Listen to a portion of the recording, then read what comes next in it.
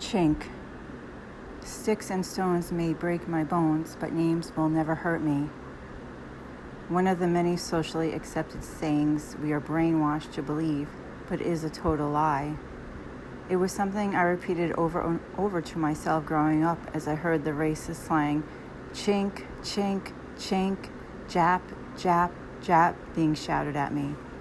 Words can hurt just as easily as they can heal. Words can also leave scars, which they did to me. I bore the torture of my oldest brother who would holler chink at me over and over until I ran into my room and cried in shame. At summer camp, although I never told anyone, there was a boy who used to torture me behind everyone's back, yelling Jap at me over and over. I had no idea why he would say that. It was so awful. I hated how I looked. These words damaged my self-esteem and scarred me for life. My brothers never stood up for me when kids teased me either, and that hurt me more. I found this short story from an email from my dad. A group of frogs were traveling through the woods, and two of them fell into a deep pit. When the other frogs saw how deep the pit was, they told the two frogs that they were as good as dead. The two frogs ignored the comments and tried to jump up out of the pit with all their might. The other frogs kept telling them to stop, that they were as good as dead. Finally, one of the frogs took heed to what the other frogs were saying and gave up. He fell down and died. The other frog continued to jump as hard as he could. Once again, the crowd of frogs yelled at him to stop the pain and just die. He jumped even harder and finally made it out. When he got out, the other frog said, "Did you not hear us?" The frog explained to them that he was deaf. He thought they were encouraging him the whole time. This story teaches two lessons. One, there is power of life and death in the tongue. An encouraging word to someone who is down can lift them up and help them make it through the day. And two, a destructive word to someone who is down can be what it takes to kill them. Be careful what you say. Speak life to those who cross your path. The power of words. It is sometimes hard to understand that an encouraging word can go such a long way. Anyone can speak words that tend to rob another of the spirit to continue in difficult times. Special is the individual who will take the time to encourage another. Author unknown. Almond eyes. It was brutal looking different. I was so sensitive. I ran away in hidden shame in my bedroom, crying my almond eyes out. I didn't understand why everybody made fun of my eyes. I never told anyone, just kept the feelings hidden and started building a shell around my heart. Enduring this form of bullying was the start of my toughness. My other brother and I were a little closer, maybe because we were so close in age, only 9 months apart. Although we used to physically fight with each other, I knew he cared about me. When we were older and went out, he had an infamous way of introducing me to people. He said, "This is my sister Steph." Then people would have a confused look on their face because I looked nothing like him. My brother had blonde hair, blue eyes, and fair skin. He then said, "We're Siamese twins, but she got all the Siamese." It always broke the ice and made people laugh.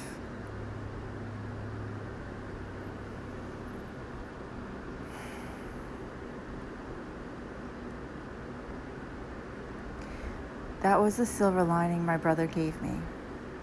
That and when Eugene committed suicide. My brother was the only one who seemed to care from my family. He was overseas in the military, but took the time to write me beautiful, heartfelt letters that I cherish to this day. Those letters were gold to me.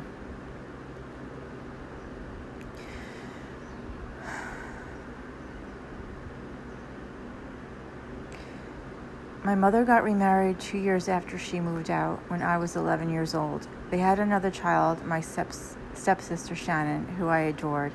My mother also found her calling in life, the fire department, to which she was dedicated.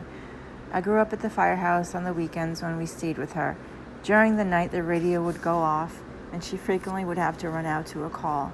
She would sleep a lot during the day from the stress of it all. Needless to say, she wasn't too available for us either. It seemed like her career and new relationship were her priority. After my mother moved out, I felt abandoned all over again and held it against her most of my life. I'm sure that was part of the reason we never had a close relationship, but I also never felt she was a mother to me. In my eyes, she was not there for me in any way. Since then, I have forgiven her. I realized she was just as wounded as I was. Still, when you are a young child, it is a major wound and loss. When my mother and stepfather bought a house, the plan was to make the basement into 3 bedrooms for my 2 brothers and me. That never happened. The basement became a storage unit for their stuff. My stepfather was a nice man, and I tried to get along with him, but he was another adult in my life with a drinking problem. When we came to visit and stay for a weekend, we ended up sleeping on the pull-out couch in the living room that was stuffed with his used tissues. It was a cramped, tiny house, and none of us had our own space. It was awkward, but I tried to make the best of it. I never felt like I fit in anywhere.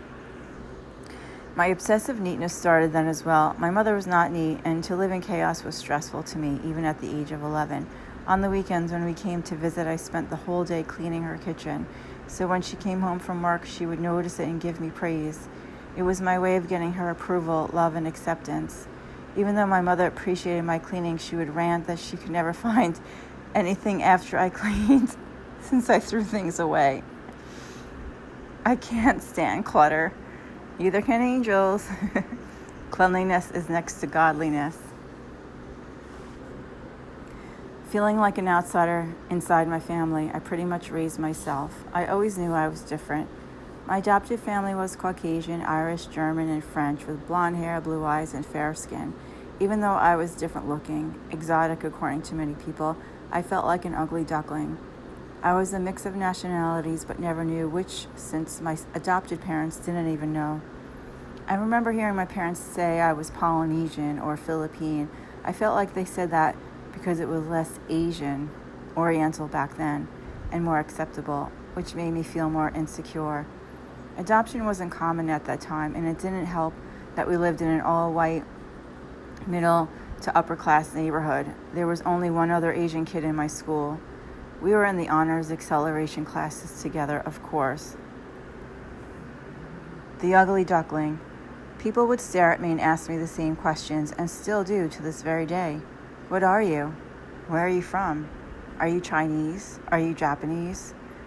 Ugh, it was irritating. Didn't people know there were other Asian nationalities besides Chinese and Japanese?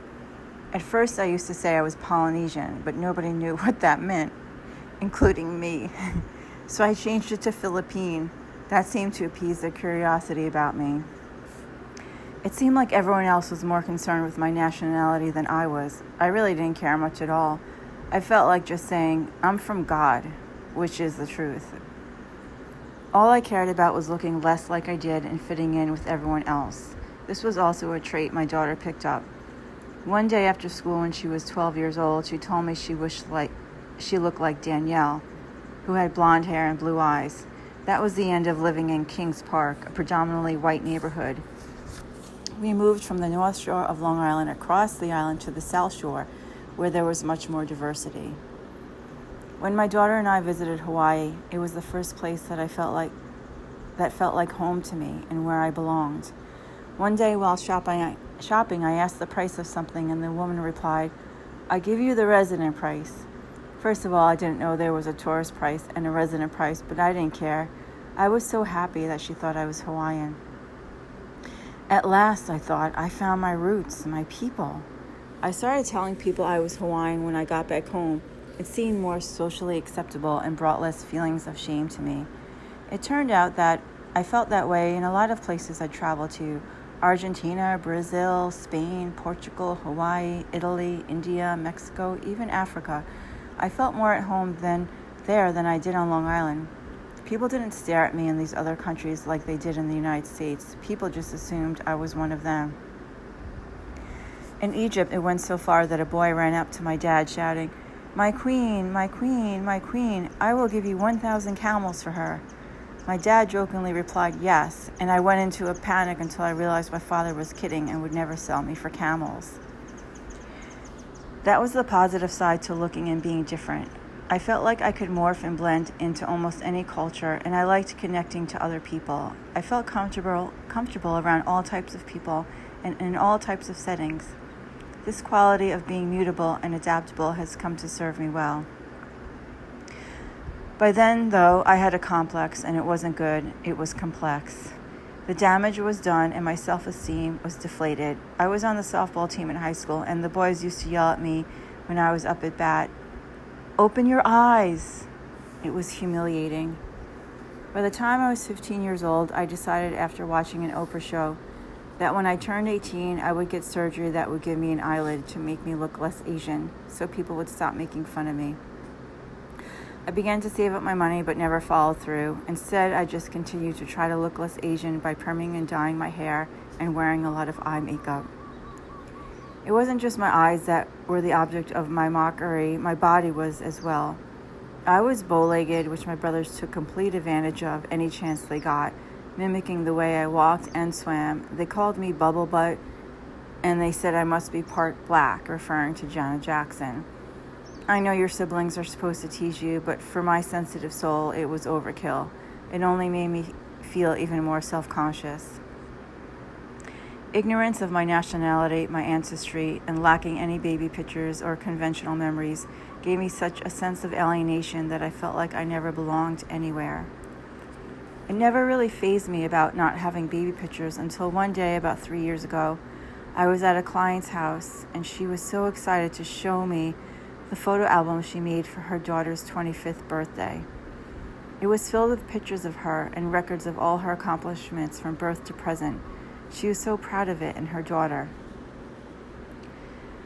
I smiled on the outside, but inside I felt complete heartbreak at the realization that I didn't have one baby picture of myself. But worse, I never had anyone in my life that cared for me like that. There was a hole in my heart that felt so vast. I wondered if it would ever be filled. If anyone would ever love me like that. My saving graces were exercise, music, sports, dance, and anything physical. That was my form of stress and emotional release. I was a tomboy to the core. My dad pushed me to get into modeling in high school, and I refused. I just want to play sports, I implored. I refused to wear dresses, play with Barbies that were all still in the box at the back of my closet, and only wore boys' jeans. I loved a physical challenge. Having all brothers kept me active. We always were playing tennis, going ice skating, skiing, playing basketball or hockey, skateboarding, and riding bikes. I played field hockey, basketball, softball, and was a cheerleader all throughout middle school and high school. I also danced. When I was 12 years old, I would go into my room, turn on the music, dance, and work out on my own. No DVD, no YouTube. I never needed motivation to move my body. Music and exercise were the only things that made me feel good. Unfortunately, having low self-esteem and an addiction to my body image, the only thing that gave me a boost in confidence, left me susceptible to bulimia in high school. I thought it was pretty cool that I could eat whatever I wanted, throw it up, and not gain a pound of weight. I was self-conscious about my looks and never wanted to be fat or out of shape. I thought, if I have an ugly face, at least let me have a nice body. Since eating sweets seemed to comfort me, I thought I had the best of both worlds. I didn't know any better back then. It wasn't until my boyfriend caught me throwing up Thanksgiving dinner at his house and read me the riot act that I stopped. I knew deep down that it was unhealthy, and being a healthy athlete was important to me. There was a boy in my high school who gave me my first memorable compliment. He said to me one day, "You weren't just born. God created you." It was so different to have someone praise me.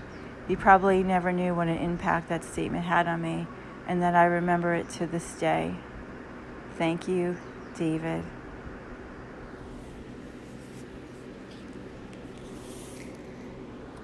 Where the heck am I? As a child, I felt misplaced in a harsh world. I saw the world differently, thought differently, felt things very deeply. I was sensitive and had no one in my life that supported me or even understood me. Being brought up Catholic, the religion classes, and receiving my confirmation in the church just made me more confused. I didn't understand what God was, who Jesus was, and what the point of religion was. I didn't know there were other people like me. I used to look up at the stars at night, my heart aching, whispering, I want to go home.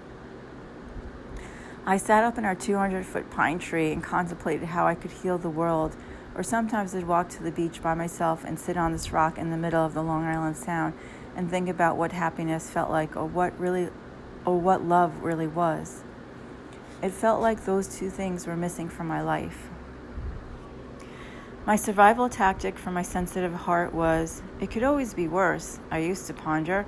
I could have been adopted by drug dealers, or been in a physically abusive household, or lived in the ghetto and had no food. At least I'm getting a good education and have traveled around the world. I may not have a lot of love and support, but I have food, clothing, and shelter. I always looked for the silver lining. I cried when I read the newspaper or heard the news, or even just saw someone else crying. I was so sensitive and compassionate, I thought something was wrong with me. I questioned why there was so much suffering in the world. It didn't make sense how some people lived so lavishly while others needlessly suffered. Then I would wonder how people could ignore it when it hurt me so much.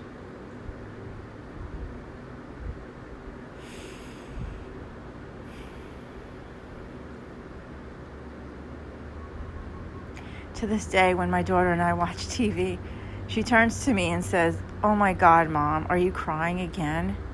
It's a cartoon, Mom," or "It's a commercial, Mom, really?"